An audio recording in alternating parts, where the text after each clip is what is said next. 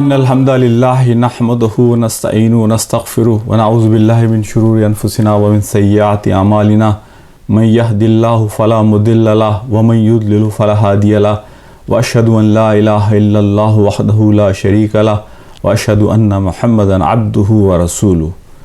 My respected brothers and sisters, today I'm going to talk about a very important subject, and that is raising our family the Islamic way.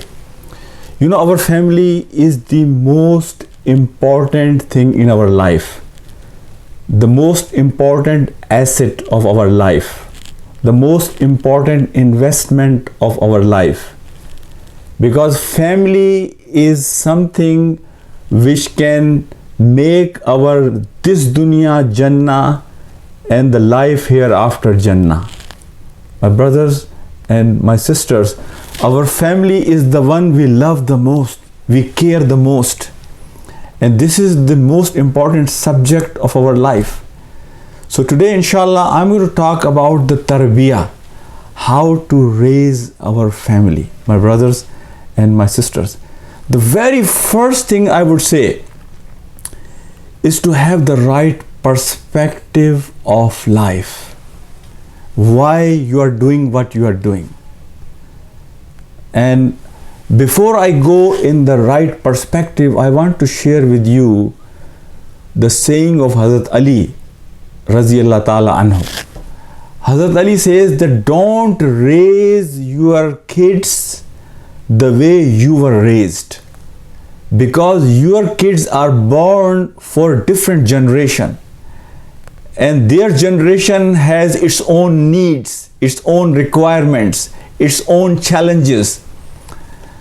So try to equip your children to face the challenges of their generation, their time, their age, my brothers and my sisters. And also we have to understand raising family is a skill. It's a challenge.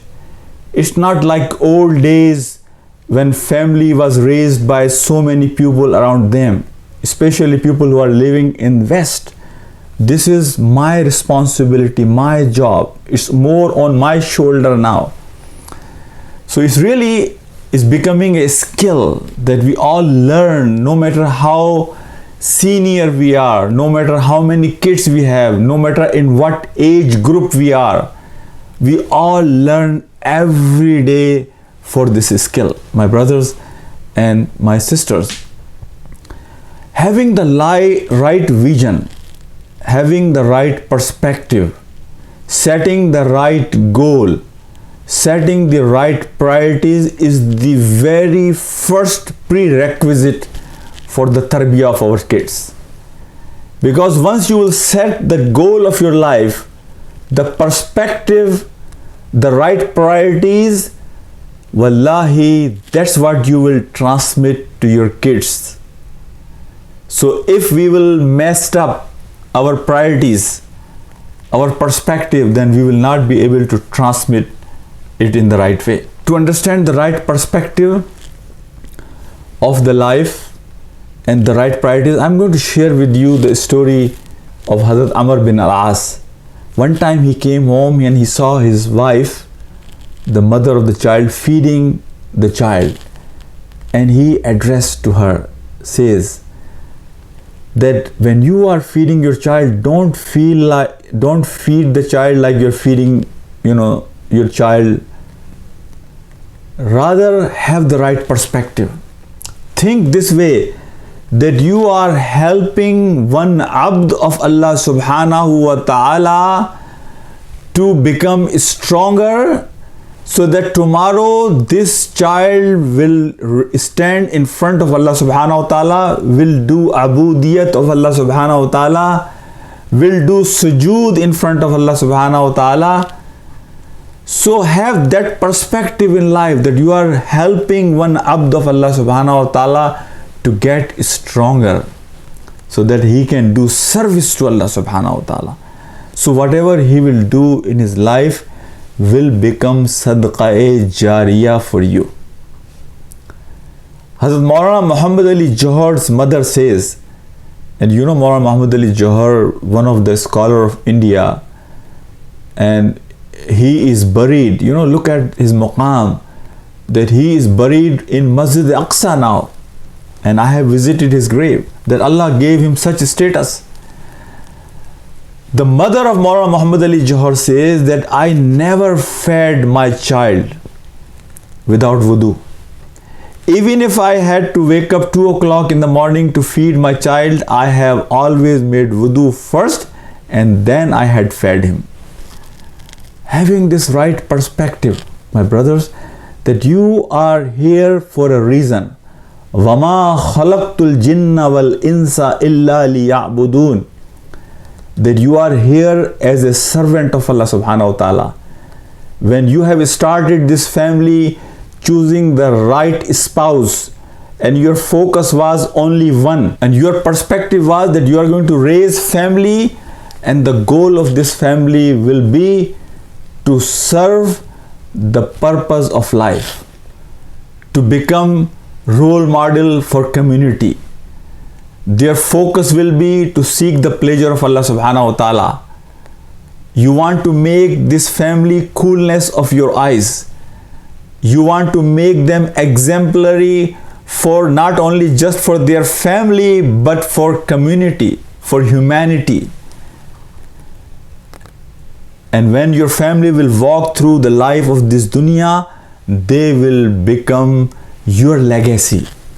They will become your Jannah of this dunya. They will become reason of Jannah for you in the life hereafter, my brothers and my sisters. The second thing which I will say here, before I will go and give you few tips about tarbiyah, what is tarbiyah? Tarbiyah is to teach our family how to make right choices in life. They will always face two options to how to pick the right one, the right choice, to teach them what is right and what is wrong.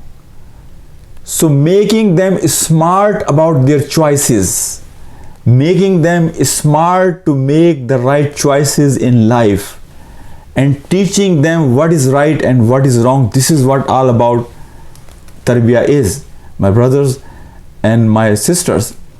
And our job is, our role is to facilitate. Allah subhanahu wa ta'ala has already put 3 qualities in every child: character, confidence, and creativity.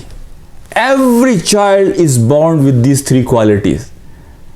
Our job is to facilitate, to nurture these qualities further, my brothers and my sisters. And we know the limitation of our education system. Our education system, as Einstein has said very rightly, it expects from a fish to crawl on a tree. There is a limitation of our education system. So we have to facilitate. We should be the facilitator for our kids' tarbiyah, to make sure we equip them, we teach them, we make them learn things which are needed for them to be successful in the society, my brothers and my sisters. And for that, the condition is that we should have ta'alluq, relationship, unconditional love. We should not be the one directing them to choose this and not to choose that. Rather, we should be the one with our unconditional love. We are the facilitator. We are teaching them how to fish. My brothers and my sisters,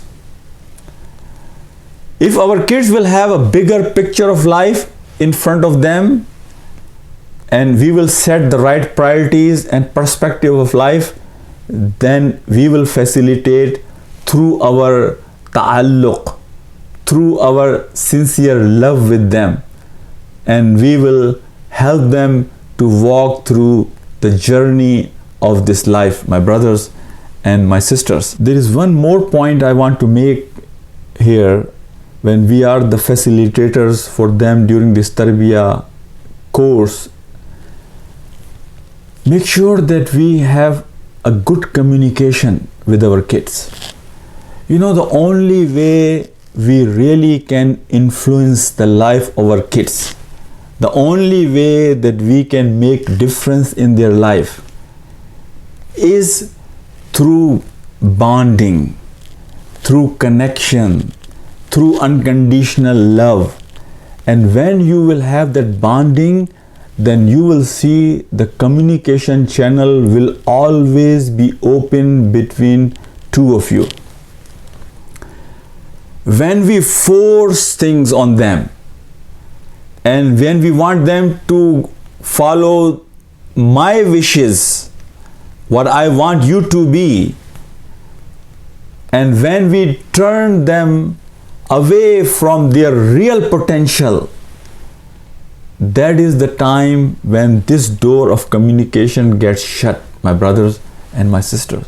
So this is very important, that we should always make sure that we have this communication channel stay open between us and our family, our kids. The very first principle I will go through after I have given you some prerequisites for the tarbiyah is that we ourselves should become a role model for them.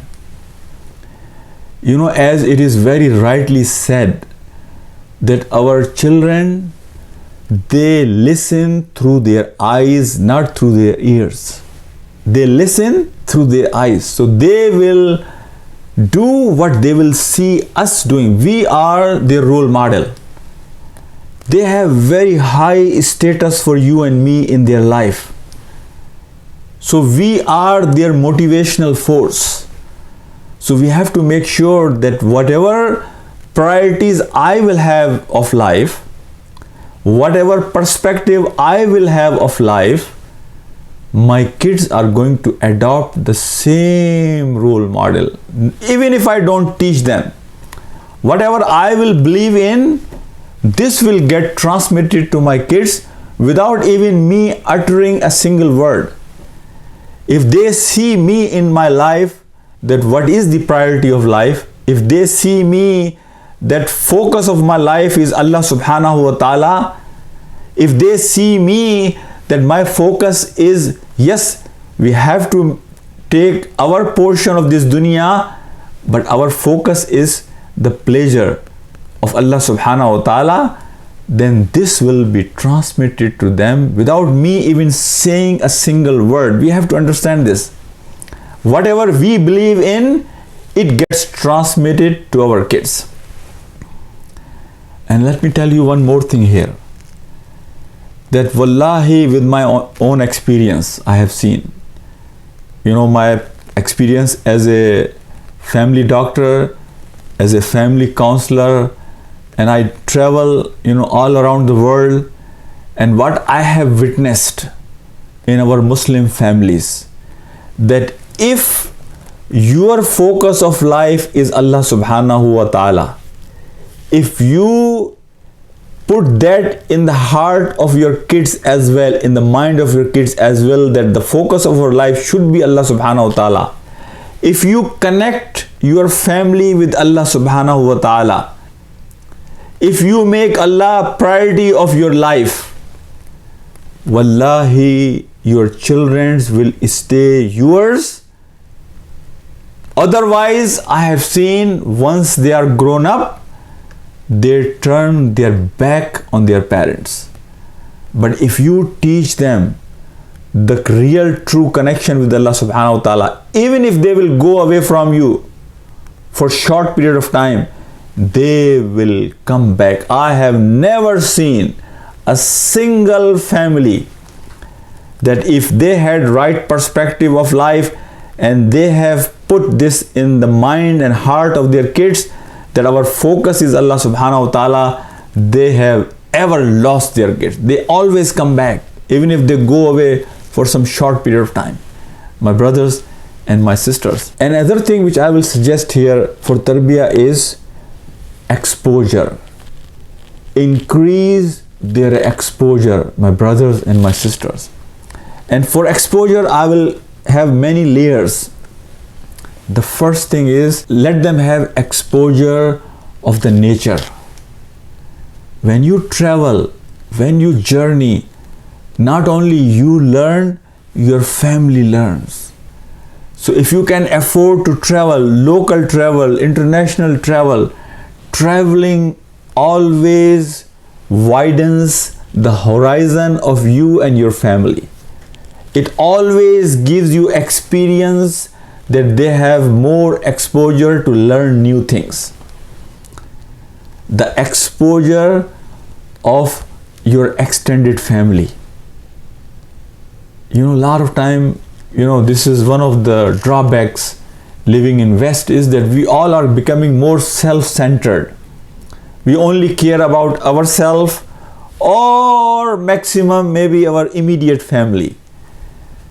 And wallahi, always invest in your family and your extended family. And end of the day, the people who will stand with you will be your family. That's why, it is said, there is a saying in Japanese, that when you are going uphill to climax, that you are going towards the peak of your life, then always say hello, hi to people you see on your way of climax, your journey of peak, your journey of success. Because if you will fall down, and these people that who you have connection with, these are the people, they are going to help you when you fall. My brothers and my sisters, this is very important, to expose our kids to our extended. This is very much needed for them, for their future relationships, for the marriages, for their future journey.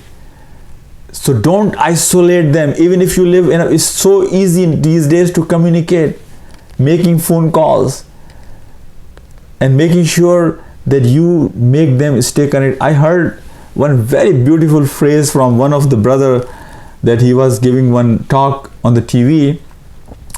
When I call my grandfather, I just tell him one sentence: Grandpa, for me the most loving thing is to listen to your voice. Just listening to your voice brings peace in my heart.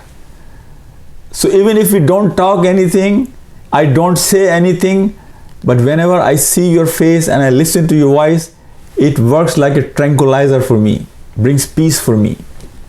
That kind of connection with our parents, with our extended family is very much needed, my brothers and my sisters. So let them get exposed to our extended family.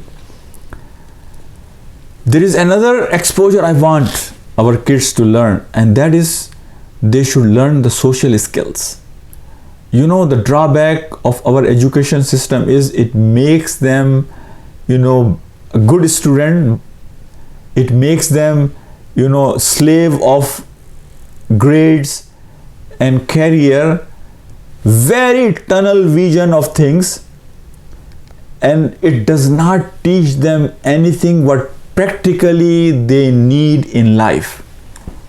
Academics, yes, the education system can teach them to some extent, but wallahi, in practical life, they just don't need education or degree or number. And here I will say one more thing: don't make your kids slave of these grades and career and numbers.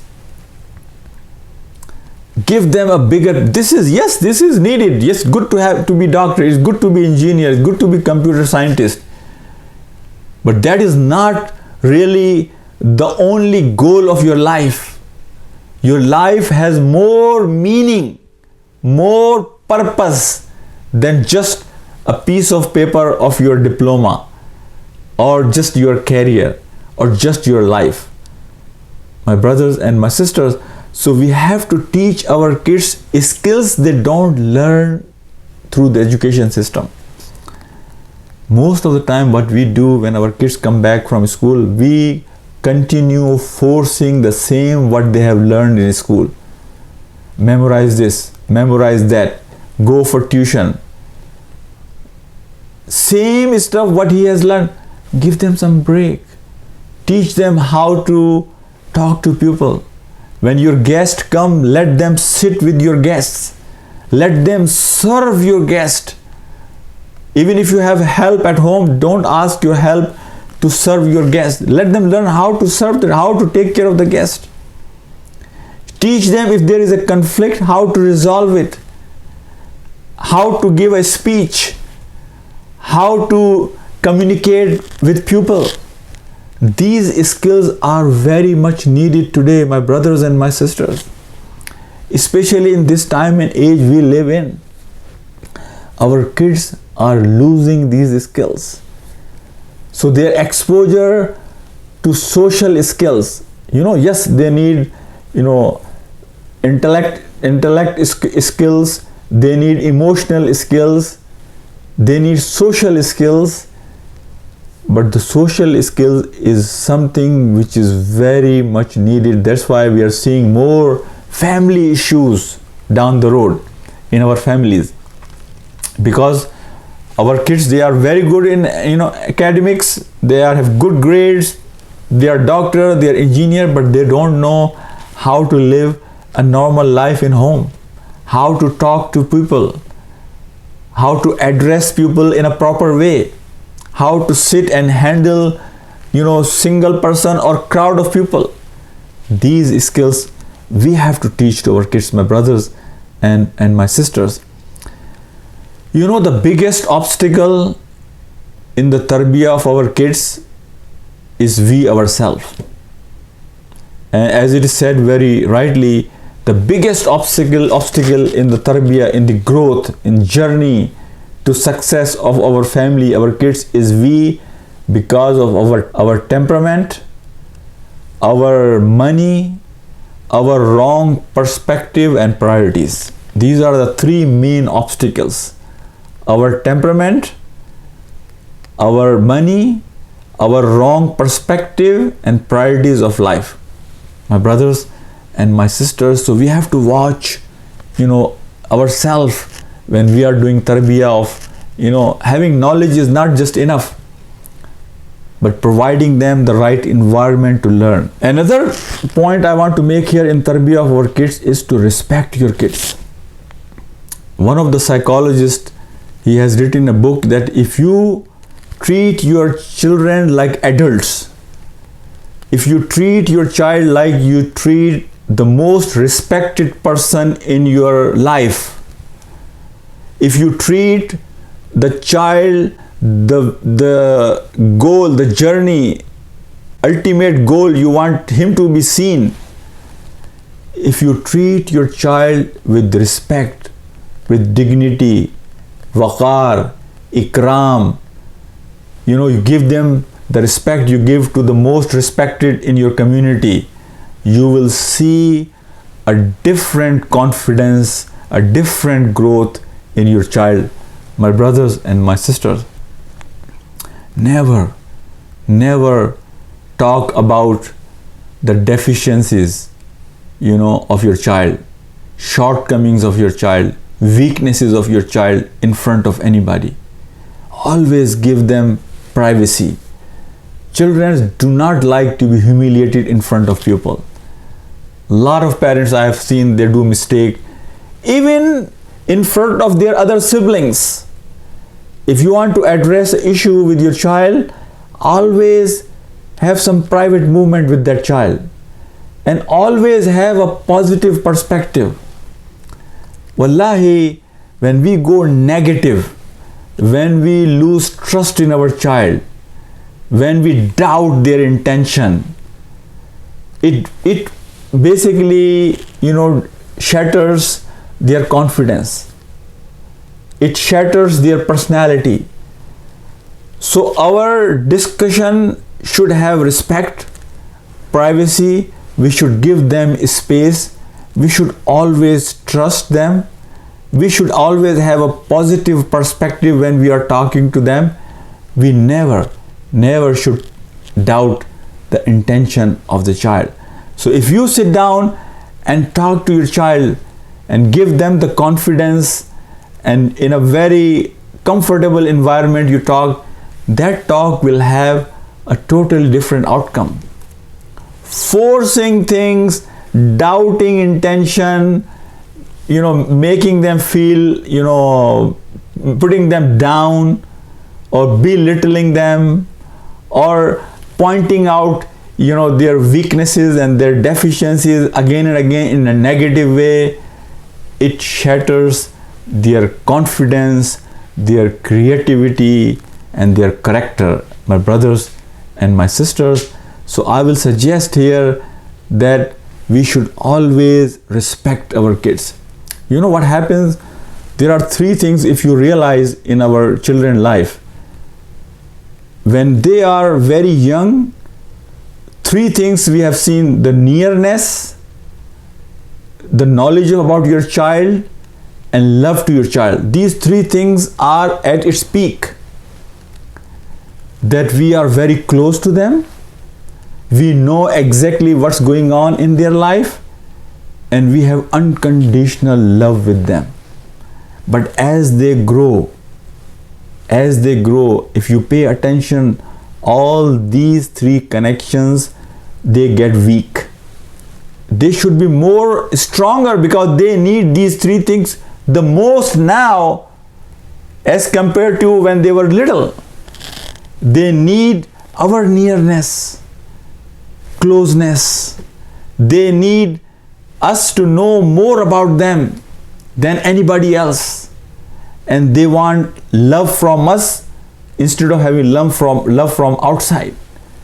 If we lose this nearness with our kids, and if we do not know what's going on in their life, and if they feel like even our love is with conditions, that if you have this degree, or if you memorize this, or if you have this diploma, then I will love you, otherwise not, then these three connections, they get weaker and weaker and weaker.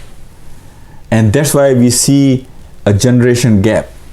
That's why we see distance between us and our kids. So I will say it again, that please provide your child unconditional love. Have positive perspective. Always have mindset of forward looking. Even if they do mistake, we all have done mistakes. Nobody is immune from mistakes. But the one who failed, the one who has done mistake, the one who has wronged himself, he is the one he needs most of your support. I remember I saw one clip in India. There was a Sikh father who had done a very huge party celebration of his son when the result of his matriculation exam came. And the father knew that he has failed. And wallahi, when this child came to home and he saw this celebration, he thought maybe my father got the wrong information, that I have passed but I failed, and he was scared. And this father basically invited so many hundreds of people, and at the end he goes on stage, the father, his son on his side, the one who has just failed the exam, and he holds his hand and he says, this party is for his future success. I don't care if he has failed this exam. I love him regardless, and my love is unconditional for my son, and I see future success in his life. So that's why I love him, and that's why I have done this part. Look at the spirit. Look at how much confidence that party would have given to this son. How much strength. Failing is not an issue. Issue is once you fail, if you do not get up and walk again.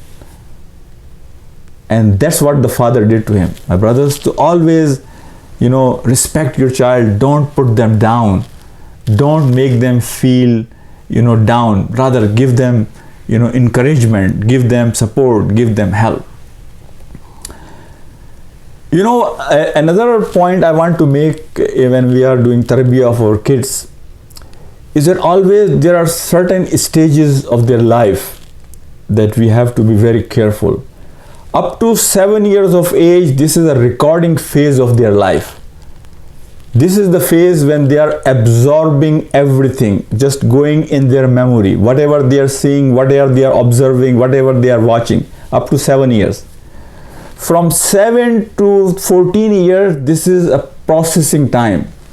They process all the information they have received. They analyze all the data they have in their memory, in their disk. And from 14, 15 onward, it's a playtime. A lot of time we miss the opportunity of this window of up to 7 years of age. And we feel like it's just a child. I was just reading a lot of child psychology in last few months. And because I'm a pediatrician, baby doctor as well, so I see kids, and I have learned through my experience of 35 years as a pediatrician as well, that this age up to 7 years is the most important age of a child. That where we should set, the priorities. We should give them the confidence. We should let them bring their potential out. Help them, we facilitate to let their potential grow. We help them to create their self-awareness, the khudi. We help them to become what they want to become in future. This 7 year is the basic, fundamental, most important part of their life where you set the foundation for their future journey, my brothers and my sisters. So we really need to invest in this time.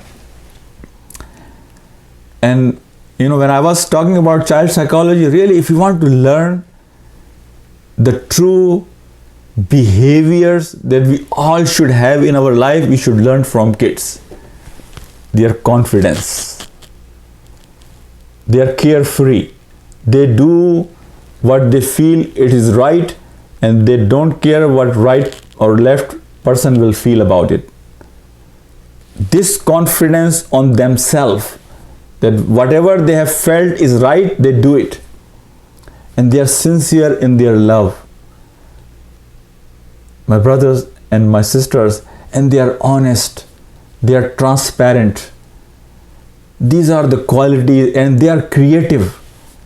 From very beginning, Allah subhanahu wa ta'ala has put these qualities, of creativity, the character and confidence in them. Our job is to nurture it further. They are like a seed.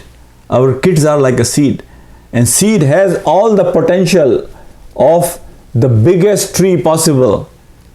But as a farmer, if we provide the right environment to this seed will show all of its potential one day, inshallah. If we will not be able to provide the right environment to this child, that's why Quran says the father is like a sun and the mother is like a moon. And this child needs both, the sun and the moon.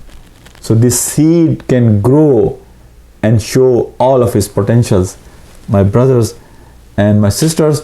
So 7 years, up to 7 recording time, 7 to 14 analysis time, and the child analyzes everything in data. And after 14, 15, it's a playtime. Wallahi, it's very difficult to change things after 14, 15. There is only 10% of our brain, the conscious brain, that which can still give us some opportunity window to change some of the habits of the kids.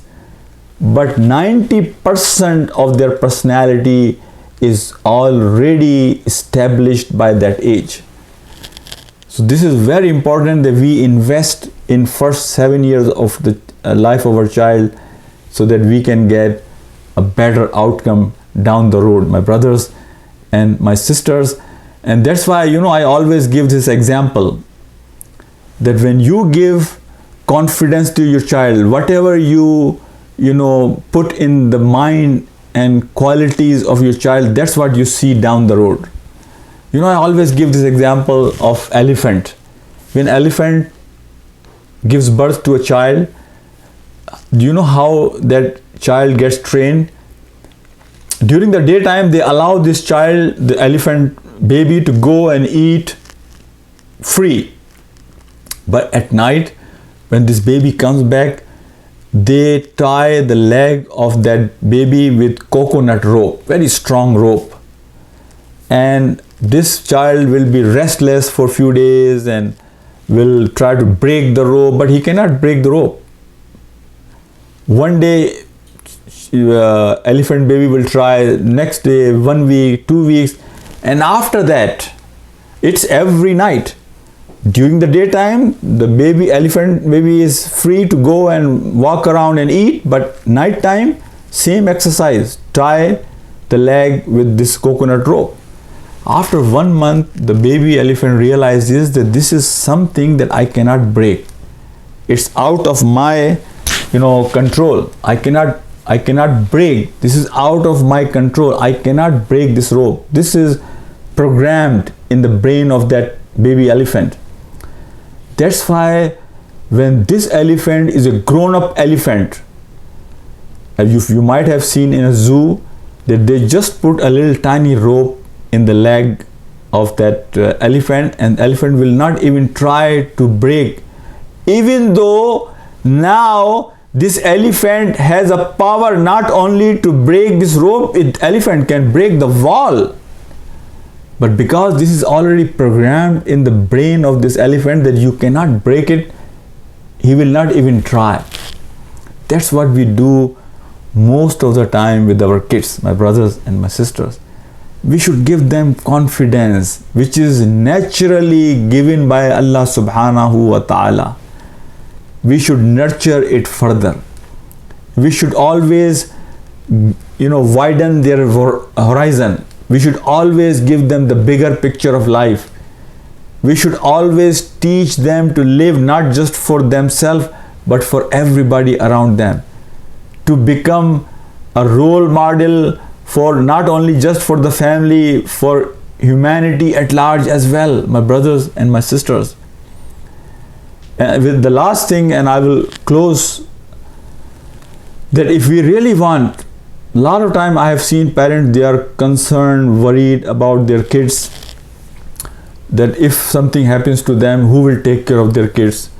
And they try to accumulate this wealth and bank balances and properties and all that. Wallahi, I can tell you one thing with my experience. The only thing which will help your child is your tarbiyah. The only thing which will help your child is the right focus. The only thing which will help your child, your connection with Allah subhanahu wa ta'ala. And we all know the story of Hazrat Khidr alayhi salam and Musa alayhi salam. And in that story, when Khidr alayhi salam goes and builds the wall of an orphan, the message is that if your focus is Allah subhanahu wa ta'ala, if you and your child is connected to Allah subhanahu wa ta'ala, Allah can send Khidr like somebody today, even today, who can act like a Khidr for your child in this dunya to help them out. My brothers, if you have lived a life that you are supportive of the community, that your image is that you're a righteous person, you are a caring person, you have empathy with the people, you are an honest person, then wallahi, the community, the ummah, the people around you will never let your child go without help, without support. And I will also say one thing, watch your risk, because your risk is also very important in tarbiyah of your child.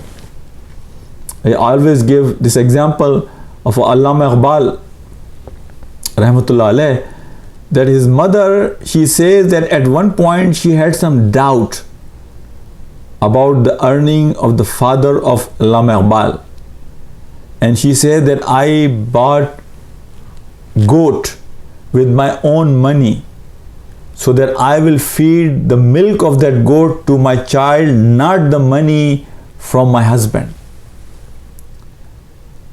And if you look at the life of Imam Bukhari, rahmatullah alayh.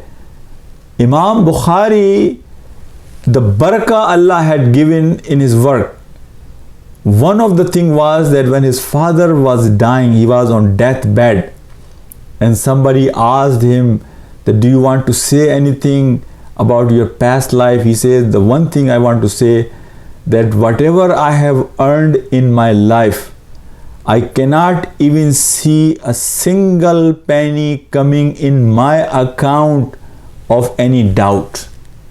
Not a single penny of doubt, let alone haram. Not even of doubt, my brothers. And that rizq had given so much barakah in the life of Imam Bukhari that there might be people who have done hadith work more than Imam Bukhari. But what status Allah had given to Imam Bukhari's work is because of the sincerity and the rizq halal of his father. My brothers and my sisters, always remember your kids in your du'as. Always remember in your du'as. A lot of time, we do everything, but we forget to make dua for our children. In your special du'as, always keep them in your du'as. So when we will depart from this dunya, we can go with peace, we can go with confidence that the legacy I am leaving behind, I have done my best. I did what I am supposed to do to raise my family, and Allah subhanahu wa ta'ala with his tawfiq will give them strength and will make them sadaqah jariyah for me. My brothers and my sisters, I pray to Allah subhanahu wa ta'ala that He gives us this tawfiq, that we keep right focus of our life. And the most valuable treasure of our life, our family, that Allah subhanahu wa ta'ala give us this tawfiq that we can protect this treasure and we can bring barakah, the blessings of Allah subhanahu wa ta'ala in this treasure through our sincerity, through our connection to Allah subhanahu wa ta'ala, through our focus of pleasure of Allah subhanahu wa ta'ala. Wa akhiru dawana anil hamdulillahi rabbil alameen. Assalamu alaikum wa rahmatullahi wa barakatuh.